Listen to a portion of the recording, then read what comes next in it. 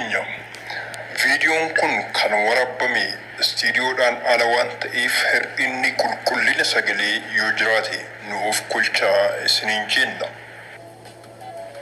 Ashamaa harka fuunee hordoftoota chaanaalii Shimeemaan hundi keessan baga nagaadhaan dhuftan. Warri haaraa taatan chaanaalii kiyya sabiskiraayib godhaa, barnoota ciccimaan isin barsiisaa. Har'a barnoota baay'ee murteessaa ta'e kan hundumti keessan beekuu qabdan, barnoota seetingii feesbuukii qofa seetingii muraasa sirreessuudhaan barnoota gabaabduu haala salphaadhaan kan isiniif galu kan hundi keessan iyyuu raawwachuu dandeessan, garuu kan yoo seetingii kana hin sirreessin isin miidhu, daataa keessan isin jala qisaasisu, waan isin barbaadan akka isin hin arganne kan isin godhu jechuudha. Seetingiin kun bakka takka gartuquudhaan kan sirreessitanidha. Barnoota cimaan isin barsiisaa. Gara takkayyuu akka hin deemne viidiyoo kana hanga xumuraatti ilaalaa. Yoo jaalattan laayik godhaa, yaada keessan naaf barreessaa. Amma feesbuukii keessa seenee isin agarsiisaa. Feesbuukii keessa seenee waan feesbuukiin amma isiniif hin raawwanne kan garuu seetingii erga sirreessinee booda nuuf raawwatu jechuudha. Fakkeenyaaf asitti ni argitu Abdii Muktaar Shaggar Tube chaanaalii yuutuubiiti jechuudha. Chaanaalii yuutuubii kana feesbuukii irratti sheer godhee jira. Keessattuu warri yuutuubii irratti hojjetan yookiin weebsaayitii adda addaarraa infoormeeshinii adda addaa gara feesbuukii warri sheer gootan seetingii kana hundumti keessan jechuudha. Warri feesbuukii fayyadamtan hundumti keessan seetingii har'a isinitti agarsiisu kana moobaayila keessan keessatti sirreessaatii moobaayila keessan firii rakkoo tokko malee jechuudha 100% 100% isiniif ni dalaga jechuudha. Kanaaf amma asirratti akkuma argitan Shaggartiin liinkii yuutuubii isaa sheer godhee jira feesbuukii irratti. Liinkii kana gadi tuqeen isinitti agarsiisa. Amma kunoo liinkii isaa kana gadi tuqee jira. Yennaa banu laala amma yennaa banu haala kanaan isiniif bana jechuudha. Amma kan jiru haala kanaan. Haala kanaan ergamanii booda sabiskiraayib gochuu barbaadan haa jennu. Fakkeenyaaf sabiskiraayib kan jettu ni tuqxan. Kunoo sabiskiraayib yennaa isin jettaniin haala kanaan fidaa jechuudha. Haala kanaan fida jechuudha. Saayiniin godhii isiniin jedha jechuudha. Osoo yuutuubii appilikeeshinii daayireekt asii deemee appilikeeshinii yuutuubii keessatti banee akkan isiniin hin jedhu jechuudha. Yennaa imeelii keessan banattan yuutuubii keessatti chaanaalii nama barbaadanii sabiskiraayib gochuu ni dandeessu jechuudha.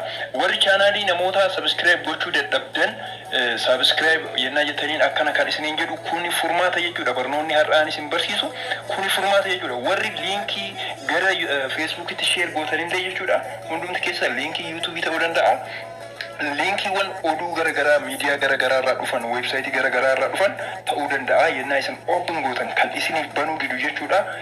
Amma dabalataan viidiyoo biraan isinitti agarsiisa. Fakkeenyaaf viidiyoo feesbuuk irraa yuutuubii irraa garan dhufan fakkeenyaaf viidiyoo kana akkuma argitan asitti yoo koomentiin isaa dafee naaban isinitti agarsiisa. Namni kun asitti akkanatti agarsiisaa jirutti jechuudha. As jalatti kunoo akkana jedhaa jira. Kunoo asitti akka nama isin agarsiisan namichi kun sabiskiraayib gochuu barbaade sabiskiraayib naaf gochuu hin dandeenye akkana naan jedha maaliin rakkoonsaa jedhee gaafataa jira jechuudha. Kun amma gaafii namoota hedduutiin deebisaa jira jechuudha. Fakkeenyaaf viidiyoo kana ilaala, kun viidiyoodha yennaa irra gadi tuqnu viidiyoo kana yennaa tuqnu jechuudha. Viidiyoo yuutuub irraa gara feesbuukitti liink godhame yookiin gara feesbuukitti as ergame jechuudha. Yennaa banamu keessisaa yennaa viidiyoon kun yennaa banu kunoo haala kanaan ni bana jechuudha. Okay. Haala kanaan yennaa banu feesbuukii keessatti bane jechuudha. Already feesbuukii keessatti bane jechuudha. Sabiskiraayib kunoo asitti sabiskiraayib naaf gochuu yoo barbaade namni kun sabiskiraayib yoo gartu saayin in jedhaan jechuudha. Namni kun sabiskiraayib naaf hin godhu jechuudha. Kun rakkoo seetingii isa har'aa kana jechuudha. Seetingiin isa har'aa kun yennaa takka ni sirreeffanna. San booda umrii keenya guutuu yennaa nu gartuqnu akkam akka ta'ullee isinitti agarsiisa jechuudha. Amma daayireekt barnoota kana sirriitu baddaa isinitti agarsiisa. Jalqaba feesbuukii keessan ni bantu tokko. Lammaffaa as ni tuqxan. Kunoo bakka kana ni tuqxan. Lama isteeppii baay'ee salphaadha jechuudha. Lama as lammaffaadha jechuudha. As gadi siqxanii as gadi akkanatti gadi buutanii asirra settings and privacy kan jettu tan settings and privacy kunoo argitan settings and privacy kan jettu kana suuxanii isinitti agarsiisa. Ishee san gadi tuqxan. Yennaa seetingis and privacy san tuqxan kunoo seetingis kan jettu jalaan baati jechuudha. Seetingii biraattu baa jechuudha. Amma kun sadaffaadha. Afuraffaa seetingis tana tuqxan afur jechuudha. Ishee san yennaa tuqnu egaa amma ergasii seetingis kan jettu yennaa tuqnu akkanatti nu gufa jechuudha. Ergasii isin maal gootanii ol dabarsitan. Ol dabarsitanii as xumura irratti jechuudha. Xumura hanga xumuraa ol dabarsitanii kunoo akkanatti suuta dhuftanii jechuudha yoo barbaadan achi keessa erga seentanii booda kunoo akkanatti suuta ol baatanii erga ol baatanii booda xumurarra ni dhuftanii xumurarra dhuftanii as miidiyaa kan jettu ni jirti jechuudha. Miidiyaa and contacts baay'ee salphaadha jechuudha. Baay'ee salphaadha kunoo isteepii 5 as tuqxan jechuudha. Ishee kanarra gadi yennaa tuqxan maal argattu as keessatti filannoowwan as keessa jiran kana keessa links kan jettu tana jira jechuudha. Links open externally kan jettu kun cufaa jira jechuudha. Facebookii hunduma keenya keessatti cufaa jira jechuudha. Ishee kana ni ibsitu jechuudha. Settingii kana ni ibsitu. Links open externally kan jettu tana ishee tana akkanatti ni bandanii ergasii gara duubaa deebitan jechuudha. Gara duubaa deebitan. Amma moobaayilii keessan jijjiiramanii fidaa jechuudha. Amma reefu kunoo chaanaalii linkii kana jechuudha. Linkii shaggartii yennaa gaditti kun direct amma eessatti nu bane direct utaalee yuutuubii keessatti nu bane jechuudha. Feesbuukii keessaa bahee appilikeeshinii yuutuubii keessatti naaf bane jechuudha. Reefu sabskiraayib gochuuf barbaadeen ture. Sabskiraayib yennaan jedhuun saayin in jedhee na gaafate jechuudha. Amma garaagarummaa inni qabu ni ilaallaa jechuudha wajjin kunoo naaf banee jira. Sabskiraayib kunoo sabskiraayib gochuu dandeenye jira.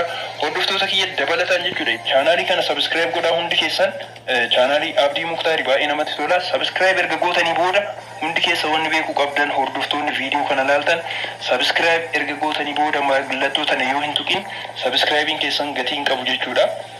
Mallattoo tana tuqxanii ol kan jettu tanarra gadi tuqxu jechuudha. Kun ishee tana ni tuqxu jechuudha. Ergasii yoo kanan tuqin bu'aan qabu jechuudha. Isin sabskiraayib yoo gootaniif qofa ilakkaawamtu malee viidiyoon keessan fi viidiyoon nama kanaa isin bira dhufu jechuudha.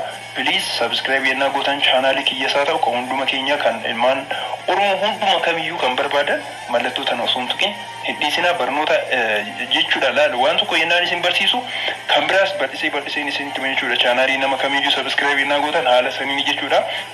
Amma appilikeeshinii yuutuubii keessatti utaalee bane jechuudha. Garuu kan ajaja dabarsine feesbuukii keessaa amma viidiyoo amma kun linkidha jechuudha. Linkii chaanaaliiti. Linkii chaanaalii yuutuubiitu bane jechuudha. Viidiyoon reefuu sun amma yoo gartuufne akkam ta'a. Viidiyoon sunis dhaqee jira jechuudha. Utaalee gara yuutuubiitti ce'a jechuudha. Gara weebsaayitii biraas yoo ta'e yuutuubii keessa bahee biraawusaroota keessatti isiniif bana jechuudha. Kun gaafii as dura hiriyoonni kiyya warri yuutuubii irratti hojjetan na gaafachaa turaniis anis deebisaa yeroo dheeraadhaaf barbaadaan ture akkamitti yuutuubii irraa linkiin gara feesbuukii yennaa godhamu haala salphaadhaan namoonni akka sabskiraayib godhachuu barbaadan yaalaan ture yeroo baay'ee karaa hedduun garuu hin dandeenye jechuudha. Amma siistamiin isaa feesbuukii keessa jira jechuudha. Feesbuukii keessatti haala kanaan bifa salphaadhaan siistamiin isaa argamee jira jechuudha. Har'a baay'een isin jaaladha. Baay'ee galatoomaan isiniin jedha hundi keessan ilmaan Oromoo please chaanaaliiwwan keenya chaanaaliiwwan ilmaan Oromoo hundumaa subscribe godhaa.